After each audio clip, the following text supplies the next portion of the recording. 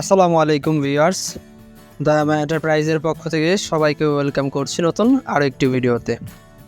তো আজকের ভিডিওটি জুড়ে থাকছে হচ্ছে গার্ডেন বেঞ্চ নিয়ে। যারা কিনা গার্ডেন বেঞ্চ নিতে চাচ্ছেন, আপনার আনন্দের মুহূর্তগুলো গার্ডেন বেঞ্চে বসে চায়ের সাথে উপভোগ করতে চাচ্ছেন, তারা কিন্তু আমাদের এই প্রিমিয়াম কোয়ালিটির গার্ডেন বেঞ্চগুলো সংগ্রহ করতে পারছেন এবং অর্ডার দিয়ে তৈরি করতে পারছেন। আচ্ছা, প্রথমে বলে নিব, যারা ইউটিউব থেকে আমাদের এই ভিডিওগুলো দেখছেন, ইউটিউব চ্যানেলটি সাবস্ক্রাইব করে পাশে থাকা বেল আইকনটি বাজিয়ে দিবেন। এতে করে নিত্য নতুন ভিডিও আপলোড করা মাত্রই প্রথমে আপনাদের কাছে নোটিফিকেশন চলে যাবে এবং দেখতে পারবেন। আচ্ছা, যারা ফেসবুক পেজ থেকে দেখে থাকছেন, ফেসবুক পেজটি লাইক ফলো করে দিবেন। তো আমাদের মূল ভিডিওতে চলে যাই।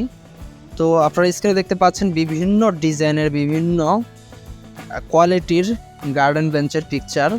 তো যার যেটা প্রয়োজন, যার যেটা পছন্দ হয়, সেই ডিজাইনই কিন্তু তৈরি করতে পারছেন দায়ামা এন্টারপ্রাইজ থেকে।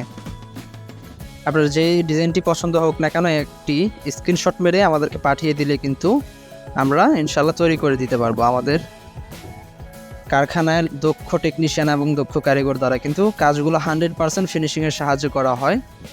এবং প্রত্যেকটি গার্ডেন বেঞ্চের সাথে কিন্তু আপনারা চেয়ারও নিতে পারছেন। যারা এক্সট্রা চেয়ার নিতে চাচ্ছেন, চেয়ারও কিন্তু আমাদের কাছ থেকে অর্ডার করে বানিয়ে নিতে পারেন। এই চেয়ার এবং বেঞ্চগুলো কিন্তু মূলত ঢালাই কাস্টিংয়ের, যেটা অনেক হ্যাভি মানের এবং অনেক ভারী হয়ে থাকে, যার ফলে এটা বছর পর বছর কিন্তু ব্যবহার করলে কোনো ক্ষয় হবে না ইনশাল্লাহ। আর যদি 6 মাস পর পর যদি রং করে রাখা যায়, তাহলে তো কোনো কথাই নেই, একেবারে লাইফ টাইম গ্যারান্টি ইনশাল্লাহ। 100 থেকে 150 বছরও কিছু হবে না, আর ভেঙে যাওয়ার তো কোনো চান্সই নেই। এই গার্ডেন বেঞ্চগুলো কিন্তু আপনারা অনায়াসে বছর পর বছর ব্যবহার করতে পারেন। আপনারা আপনার গার্ডেনে অথবা বাড়ির ছাদে অনায়াসে ব্যবহার করতে পারেন। যারা কিনা অর্ডার করতে চাচ্ছেন, স্ক্রিনে দেওয়া নাম্বারগুলোতে যোগাযোগ করলে ইনশাল্লাহ বাংলাদেশের 64 জেলায় ডেলিভারি দেওয়া হবে।